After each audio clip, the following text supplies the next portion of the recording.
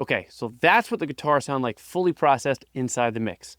And if you're watching this, you'd probably want to know, how do I actually get there from completely raw DI signal? Because that's the part most tutorials skip. They hand you a finished preset, they show you one plugin move, and they call it a day. But they don't show you the reamping. They don't show you the decisions made inside the song. They don't show you all the small, intentional moves that stack up on top of each other until the guitars are heavy, clear, and actually sitting with everything else instead of fighting it. In this video, I'm going to walk you through my exact process from start to finish. Raw DI, reamp tone, fully mixed. Every plugin, every setting, every decision, and more importantly, why each one is there. Let's get into it. So first, let me show you what I'm working with. So right here, I have a left and right guitar DI track. Nothing fancy, just the raw performances. Let's listen to those by themselves for a second so you could hear what the source sounds like before any processing.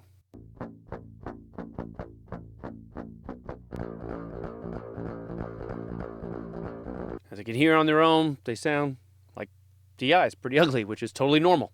That's the point of a DI. We're capturing a clean performance that we can shape later. From there, both of these rhythm guitar tracks feed into a rhythm guitar bus, and then that rhythm guitar bus feeds into what I call a total guitar bus. Now, technically, for this particular song, I could have just put everything on the rhythm guitar bus because these are the only guitars in the session. But this song was part of an EP, and some of the other songs had extra guitar layers and additional guitar parts, so it made more sense to keep that bigger routing structure in place. Since I built this session from a template based on the earlier songs, I just kept that routing consistent. That kind of thing is pretty normal in a real mix session. Sometimes the routing is not just about what this one song needs in isolation, it's about keeping your workflow consistent across the whole project. So let's start with the actual guitar tone. Now, one thing I want to point out here is that I do all of my reamping in the context of the mix, with just the vocals muted. I'm not trying to build a guitar tone that sounds amazing in solo. I'm trying to build a tone that sounds amazing inside the song. That could be a huge mindset shift, especially if you're newer to mixing. A guitar tone that sounds massive by itself can actually be too big, too dark, or too bright, or too scooped once the drums, bass, and vocals come in. So I always make these decisions in context. For this session, I used the Fort Nameless amp sim. I found this works really well when I want a tone that feels heavy, but it still stays clear, especially for lower tuned guitars like this band uses throughout the EP. What I'll usually do is pull up the amp sim and cycle through a few presets while the mix is playing and see if anything immediately feels like it belongs. In this case, the funny thing is the default preset that loaded up actually sounded the best, so I ended up not changing much. The only tweak I wound up making was engaging the tube screamer in the front of the amp. That gave me a little bit more grit, a little more clarity, and a little more mid-range push. So I'll show you what the raw tone sounds like in the mix with and without that tube screamer, because this is one of those small things that can make a big difference.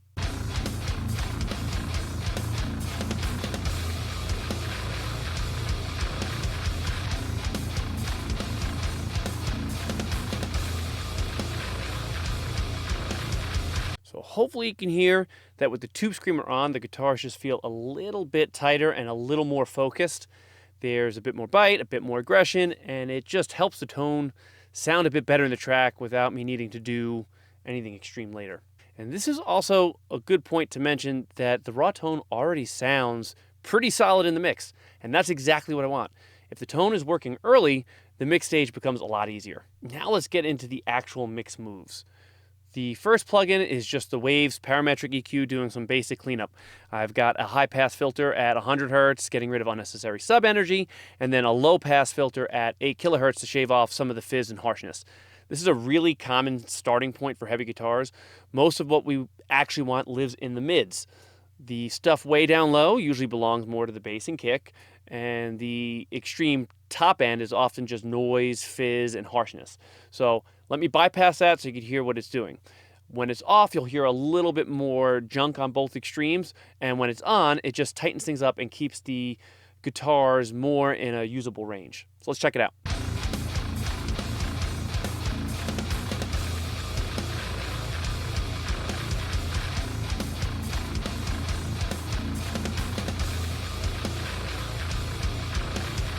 Next, I've got the Black Salt Audio Low Control. What I'm using this for is multiband compression on the low end of the guitars, specifically on palm muted chugs. And I'm only looking to control the stuff below 250 hertz. And even then, I'm only trying to pull it back about 2 to 3 dB max on the most aggressive hits. And that's important because some of that low end woof is actually a good thing. That's part of what makes heavy guitars feel huge. But if there's too much of it, it starts clouding up the whole mix.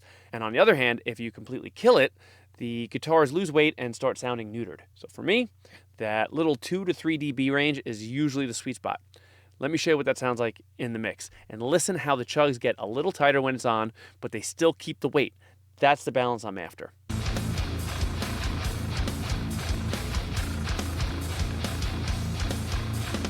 Next, I'm doing a subtle trick on the left and right guitars individually to create a little more width and separation. So I've got another Waves parametric EQ, and I'm doing opposite EQ moves on each side.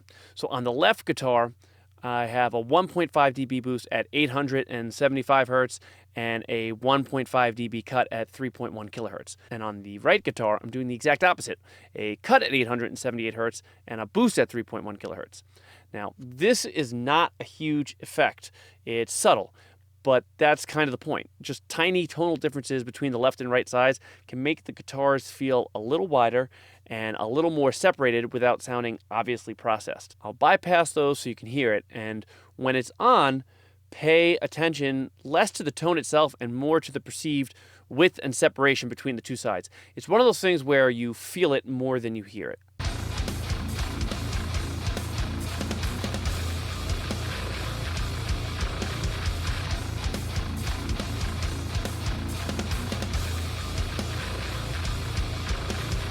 Now on the rhythm guitar bus, I've got an SSL channel strip, but I'm only using the EQ section. And here I'm doing a 1.5 dB shelf boost at 8 kilohertz to add a little brightness and detail.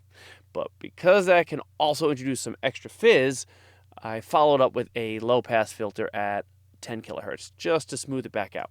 So basically I'm adding a little bit of upper detail, but then immediately controlling the ugly part of it. Let me show you that move. Now this should sound like a little extra detail and presence, but without turning into a harsh top-end garbage.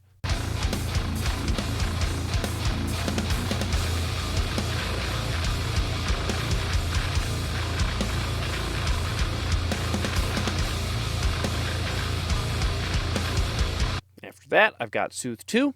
Now this is focused mostly on taming the area from about 2 kilohertz to 6 kilohertz with a stronger emphasis around 3.7 kilohertz. This is where a lot of those annoying, whistly, pokey guitar frequencies tend to live.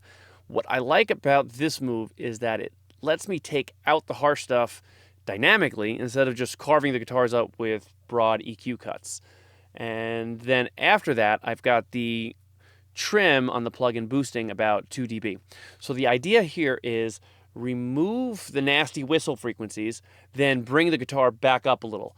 That way, we're not just making the guitars darker and smaller, we're removing what we don't like and emphasizing more of what we do like. Let's hear that in action, and when it's on, listen to how the harshness kind of disappears and the guitars feel smoother and more detailed. Then that trim boost helps bring forward the useful parts of the tone instead of the irritating parts. So let's check it out.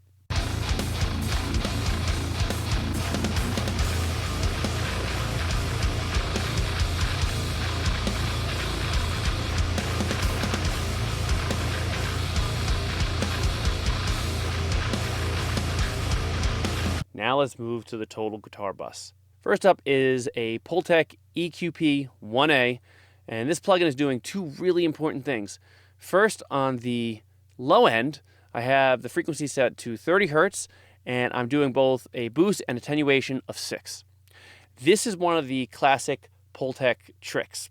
Because the boost and attenuation curves are shaped differently, you end up with this really cool low-end contour where the guitars get a little more beef, but you also create a dip in the low mids, which is often where guitars get muddy. That dip helps make room for the bass so the guitars and bass lock together instead of fighting each other. Then on the top end, I've got the high frequency set to 16 kilohertz with a boost of 6.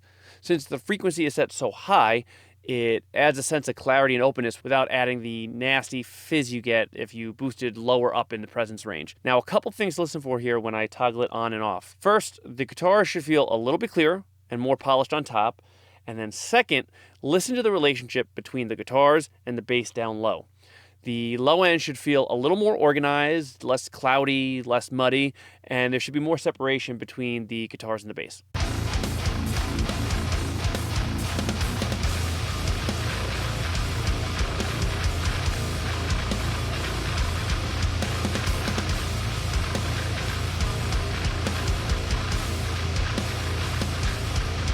Next is JST Side Widener 2.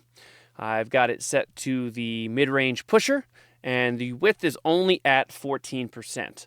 So again, this is a very subtle move. I'm not trying to make the guitars unnaturally wide or phasey. I just want a little extra spread in the mid-range. Let's hear that in action.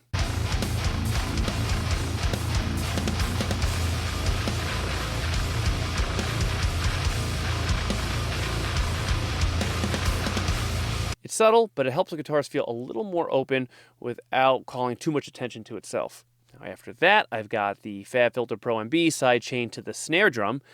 Now, this is set to the fundamental frequency of the snare, which in this case is 203 hertz.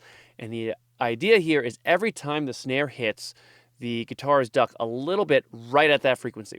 Now, this is a really useful trick because sometimes the snare fundamental and the guitars want to live in the same spot. So instead of just permanently cutting that frequency out of the guitars, I only move them out of the way for a split second when the snare actually hits. That lets the snare punch through a little more clearly without making the guitars feel thin all the time. I'll show you what this sounds like and really listen to how the snare feels a little more impactful and a little easier to pick out when it's on.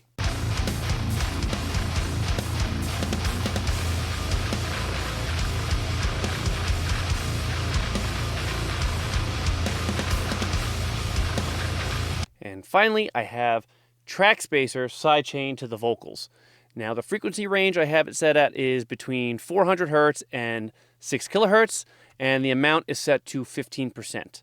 This is basically helping the vocals carve their way through the guitars in the exact range where intelligibility lives. So again, not trying to destroy the guitar tone, I just want the guitars to move out of the way a little bit when the vocal is present. This is the kind of move that can make a mix feel more expensive, because everything stays aggressive, but you can still hear the vocal clearly.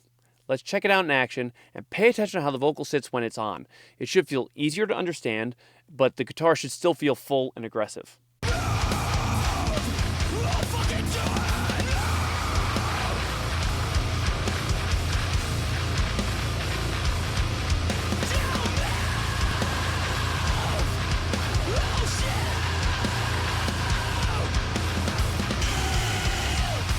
That's the full chain, from raw DI all the way through to a guitar tone that's heavy, clear, and actually sits in the mix with everything else. None of these moves are dramatic on their own, but stacked together, that's what separates a guitar that just sounds loud from one that sounds expensive. Now, all of this starts before you even open your DAW.